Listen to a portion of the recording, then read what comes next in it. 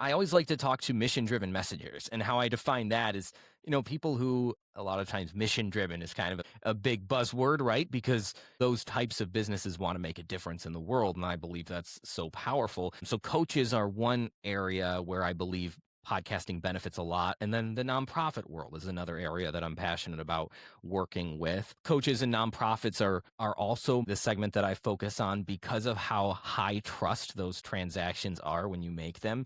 You need to really trust your coach. You don't necessarily need to trust the McDonald's drive-through as much. You don't necessarily need to trust the plumber, somewhere in between there, right? So every transaction has a level of trust. You're listening to Brainwork Framework, a business and marketing podcast, brought to you by focus-biz.com.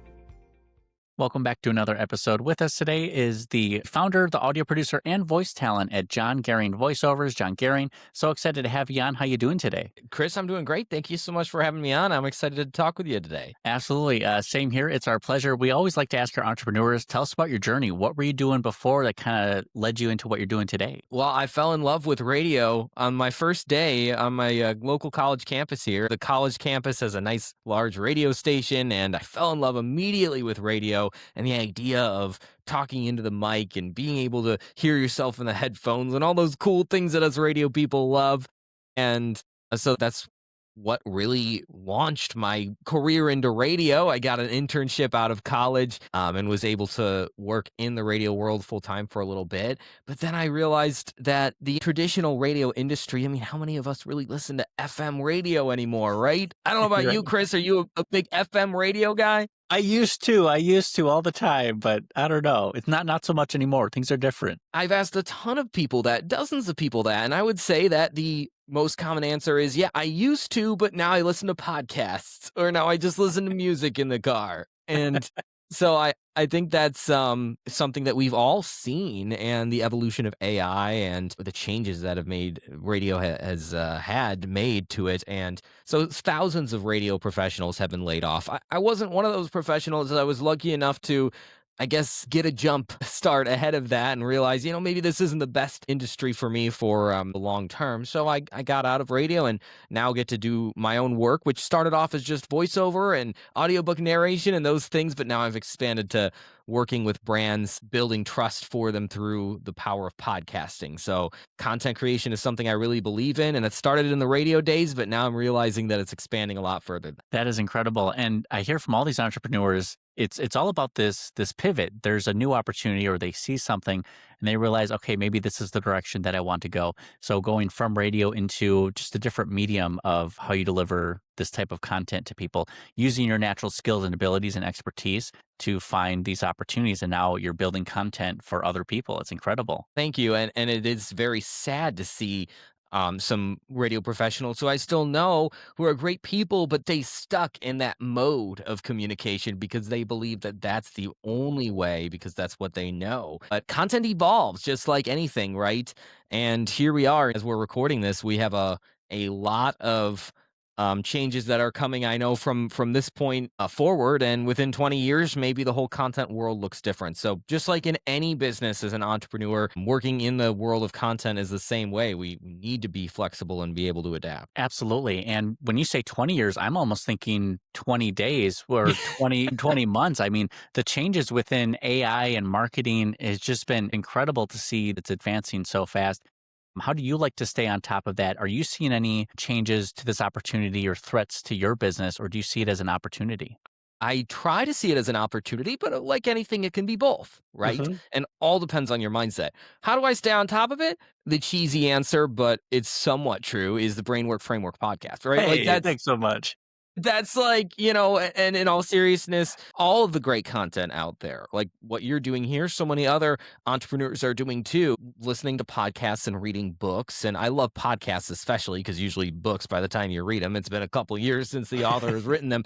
But just staying on top with all of the content available out there, there's so much available to us for free that we can take advantage of about some of these newer trends. I like to see it as an opportunity because, for example, some of the AI tools I use for my business to help streamline the content creation process. Now, people always say, well, AI can't replace the human touch. And I totally agree with that. But I believe it can help us complement it by streamlining some processes that you might have had to have done manually. So some of the editing that we do is AI based, but the content that we're editing, we're creating ourselves, right? So that's just one example of it. Obviously, it can be a tool.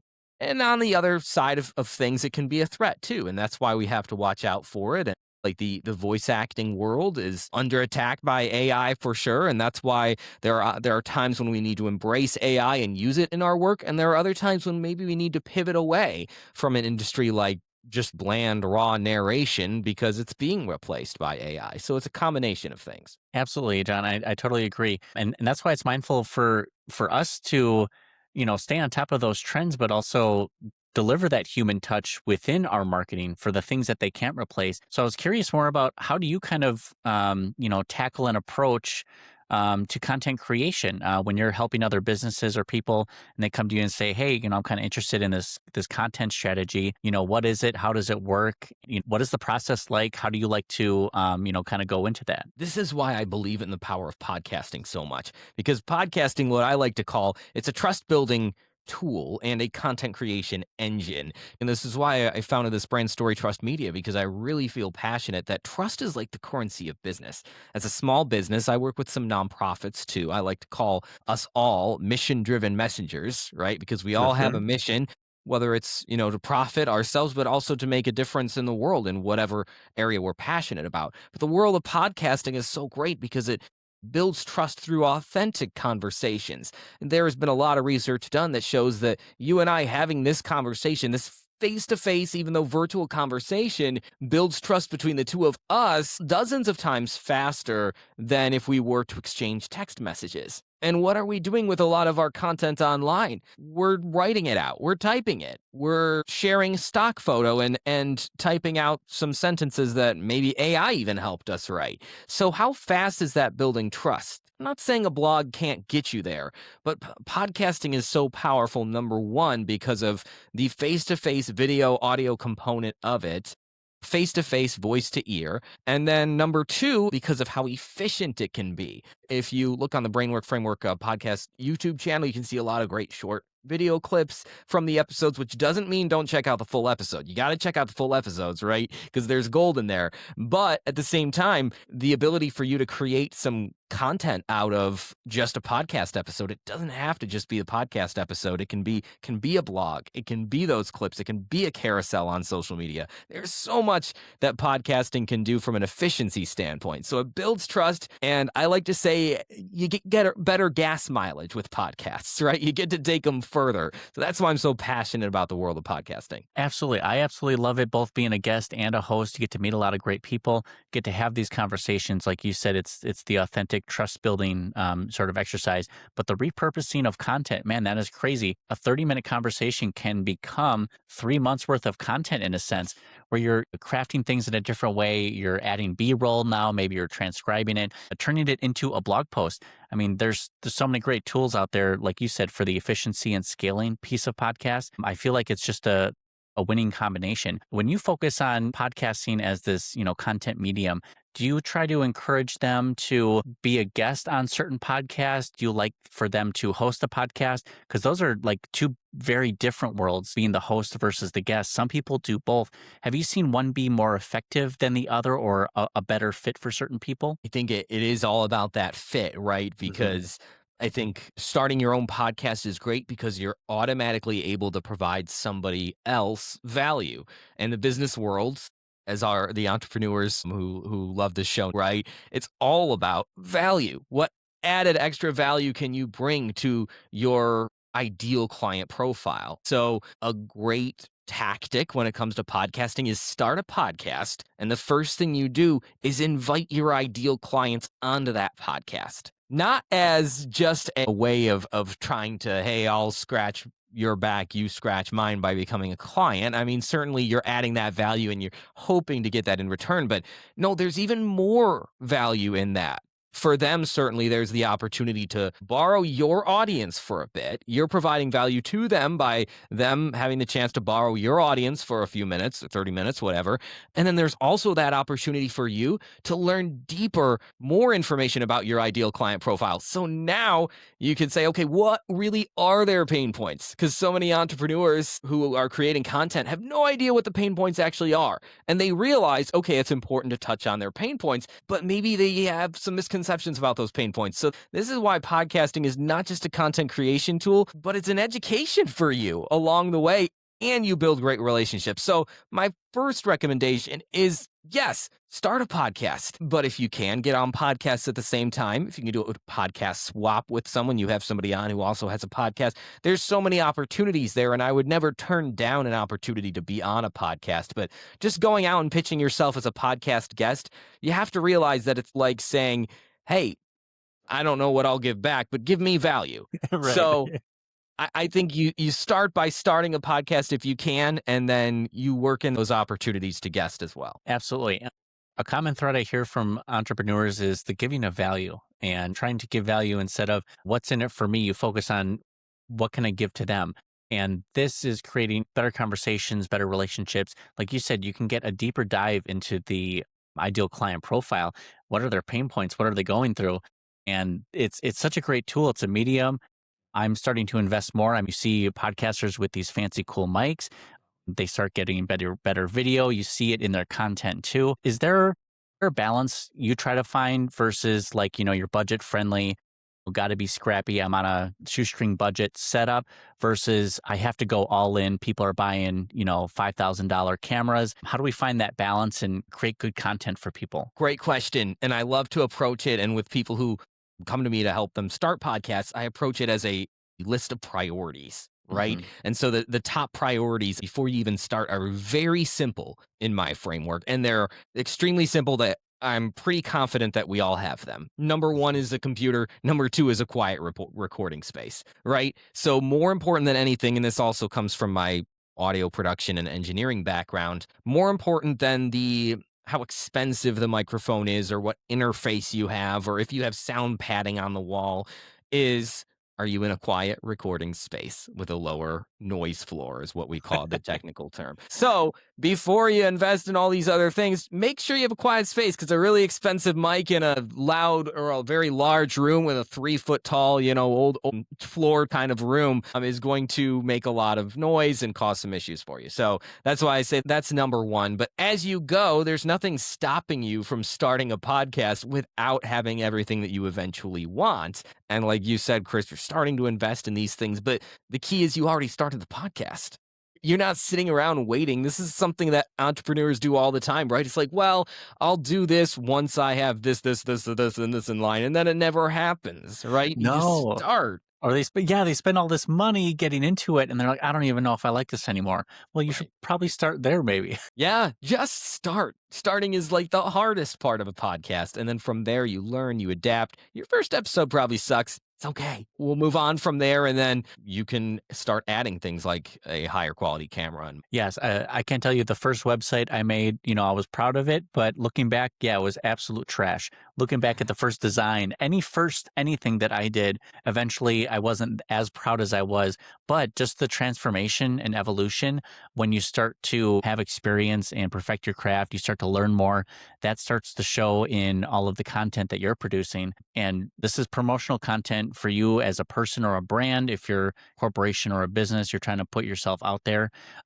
Is there a way you like to focus on like promotional content or even the topics, like the structure? Do you kind of give everyone one topic to go on every podcast, or do you do something a little bit different based on their audience? Well, I've read one of the most transformational books I ever read was a book by Simon Sinek, who is writing to a variety of people, but from a content creation standpoint, I still think it's powerful. And he says, start with why, right? Start with why. So that's what I always do in my podcast ideation call with prospective clients. Why do you want to have this podcast? Now, why informs who is your audience? Who are you doing this for? And I'm sorry, but that can't be everybody. Everybody wants to say, oh, my target audience, it's like everyone. We would all benefit from this. Yeah. Now, why informs who, which is a detailed ICP, ideal client profile, or a specific segment of the audience of demographics and psychographics. So, why informs who informs what you do. So, using that progression, you get to, all right, what now? And some podcasts, it totally depends. I believe some podcasts are best to be very niched, very focused on one particular topic. I work with one client who's a sales and business development coach, and the entire topic of his podcast is the simple fact that making quality connections is better than making quantity connections. That's the whole point, right? I love it. Like it's so specific, but can expand into so many different subtopics. Yeah. So the podcast is all about case studies that confirm that. Some of the quality that you can bring without just spraying, quantity messages, 10,000 form letter emails saying the same thing. It's powerful and it's a popular podcast because it's so niched but so relatable. Everybody's gotten those messages before. So that's the key is knowing your why leads to knowing your who. Knowing your who leads to knowing whether or not you're going to stay on that one topic or have a different topic weekly. Most of all, I would say usually the smaller the niche, the better. You don't want to be talking about football one day and then moving on to something business related the next day. Show some personality, but keep things pretty focused on what your audience wants. That's important too. I find there's big variances in the spectrum there. People who are very reserved or shy and they're just not as comfortable being on camera or having conversations like this. And then you have people who take it to level 10. You first meet you in your personal space. They're right up with you. They're just, high energy. So finding that balance, I think, is important, but I'm sure you've worked with all ends of that spectrum as well. Oh, yes. Oh, absolutely. I've worked with people who don't want to be on video and they're saying, can we just do an audio podcast? I was like, well, we can. I mean, my mind's going, okay, remember back to high school when you were told the customer's always right. The customer's always right. Okay, if that's what you want, that's what you get. But I'm also like, man, you do need to put yourself out there a little bit. And that's what content creation is. But that also doesn't mean that you need to be so vulnerable that I have to tell you about something that's near and dear to my heart, or I have to share my deepest values with you on our first call or even at all. So yeah, you're right. It is definitely a balance. Absolutely. And are there certain ideal clients that you'd like to work with? Is it either like business types, a certain revenue stream, or a certain part in their, business journey? Well, I always like to talk to mission-driven messengers, and how I define that is, people who a lot of times mission-driven is kind of a big buzzword, right? Because those types of businesses want to make a difference in the world, and I believe that's so powerful. And so coaches are one area where I believe podcasting benefits a lot. And then the nonprofit world is another area that I'm passionate about working with. Coaches and nonprofits are also the segment that I focus on because of how high trust those transactions are when you make them. You need to really trust your coach. You don't necessarily need to trust the McDonald's drive-through as much. You don't necessarily need to trust the plumber, somewhere in between there, right? So every transaction has a level of trust. Coaches are huge because you're entrusting them to a lot, including information and some of the steps you're going to take. And usually it's a fairly high investment too. And nonprofits, for people contributing their time or their money, some of their most important assets, that's really important too, to have that trust built. So I believe podcasting is super important for those businesses who are higher ticket, absolutely need trust built with their audience. Some of those lower ticket Etsy stores or, fast food restaurant type things, maybe the mass marketing is the better move. So it all does depend on your business type. Absolutely. And Jon, where can people find you and connect with you online? Storytrust.media is where the hub is. Everything from those social media profiles to getting a free consultation or checking out the private podcast that I've done, and the free ebook up there as well. So a lot of opportunities there that you can check out, hopefully get some value from the content. And you can also connect with me, like I said, a free consultation where we can run through your content and do a content audit right there, totally for free. No questions asked or anything. Just hoping to help you and see if maybe we are the right fit to work together on podcast production or some other service. Nice. That is wonderful. We'll have those links available down in the show notes and the description. I want to ask, did you already mention the name of your podcast? Feel free to plug it if you haven't already. Absolutely. So I've teamed up with two other great individuals to host the Limitless Leadership Lounge, where we talk with some of the greatest leaders in the world, from CEOs to solopreneurs to past athletes and those types of things. So just diving into the world of leadership and helping to understand that really helps me because it's an education for me, right? That's the biggest thing about the podcast is learning more about leadership, the world of coaching, especially, and understanding who my clients are a little bit better. But then it's also good just to give back to those people who have messages, right? Mission driven messengers and give them at least, even if it's a relatively small platform, a platform to speak about some of the good that they're doing in the world. Absolutely. And I love that you called it a lounge. It sounds very sophisticated and businessy, like, hey, we're just chilling, we're relaxing, talking business. And that's the idea of podcasting too, right? It's supposed to just be those fun, laid back conversations. You don't need to get your broadcaster voice on and have the tuxedo, right? You're just like you and I are doing today. No, I love it. Now, 2026, what are you planning for? What are you excited about? Is this new products or services you're offering? Trying new initiatives, or are you just kind of keeping the course for everything that's been working for you? Well, I'm really excited about the repurposing power of podcasts and expanding some of the services that I offer under the same umbrellas because of some of these tools that we're using that are able to make the work a little bit faster and more efficient. So now working with my clients who I was able to manually cut out 3 little short video clips that they can put across their social medias and all of those things. Now we do a couple of dozen, and we do a variety of different things, including blog posts, email newsletters, those types of things. So just adding value to what we're already doing for our existing clients is what I'm most excited about, because I feel like the more value you can add to services that you already have, the better. It's not necessarily about creating new services. It's about polishing the ones that you're currently doing and perfecting those and seeing what works and what doesn't. And so it's constant experimentation. I never want to settle. If you're not growing, you're dying, right? So never want to settle. And I'm excited about the repurposing power of podcasts, especially next year. Absolutely. John is a smart guy. He knows what he's doing. He's making a lot of great points here. You guys got to listen to him. John, I wanted to ask if there was, one piece of advice you'd want to share with other business owners, entrepreneurs, just some sort of message you want to hit home as we wrap up the episode here. Give first is the first thing that I would say. It's always about value, right? Chris, you've given me the amazing opportunity to be on Brainwork Framework, and that's an amazing example of giving first, right? What value can you provide up front before you ask anything in return? Doesn't mean you can never ask.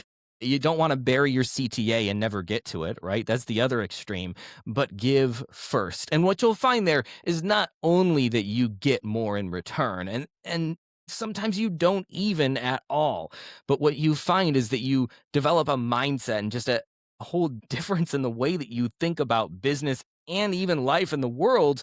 You develop relationships that go deeper than just transactional, and you make friends too, as crazy as it sounds from the business world. And you do all that by just giving first, not out of some strategic way to get more in return, but giving first out of your heart and realizing, okay, what can I provide? What value can I add to the world? Put that out there. And all of a sudden you'll be surprised and you'll feel better about yourself and more confident as well. John nailed it. It's about relationships. It's about value, giving freely before you're providing that value, deeper connections, relationships. That's what it's all about. John, we appreciate you coming onto our episode and sharing your tips, tricks, and wisdom with us. Congratulations on all your success, and looking forward to the future for you. Thank you, Chris. And likewise for this podcast. I can't wait to continue to follow the show and see where this goes. This has We been a lot of appreciate it. fun. Hey, thanks so much. Thank you.